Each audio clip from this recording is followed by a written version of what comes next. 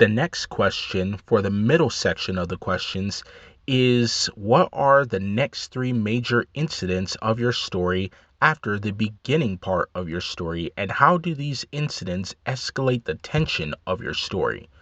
There can be more than three things that happen in the middle of your story as well as in the beginning and ending, but always think of three major things that can take place and how those things influence the plot, how they move it along, and how they raise the tension of your story.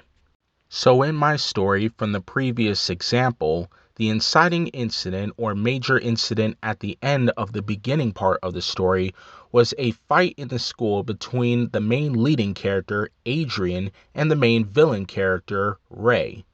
Adrian is talking to a classmate, Laura, who was apologizing to him because she felt that she was rude to him after she got into a confrontation with Ray, who is her ex-boyfriend.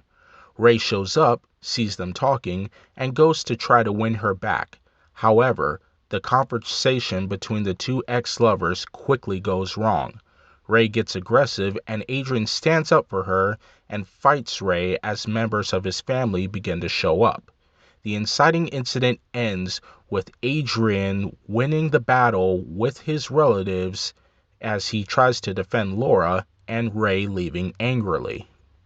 So, what are the three major incidents that happened after the inciting incident?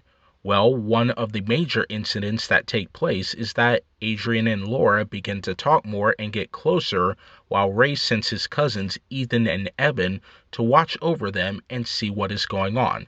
So, how does this move the story forward?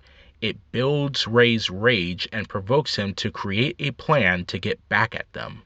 The next major incident that happens is a confrontation between Adrian and his family members, specifically his cousin Darius, over his relationship with Laura. They don't want anything serious to happen because they know Ray's family and what could potentially happen because of this. They are concerned for both of them as they see them bonding. How does this move the story forward? It causes tension in the family and strains the relationship between the two cousins. An important side note to remember for your story is that not everything has to be about the leading character and the villain character.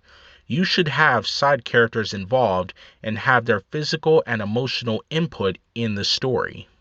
The third major incident that occurs is a major fight that happens towards the end of the middle part of the story between the families of Adrian and Ray, where one of the family members of Ray's family is killed in the fight.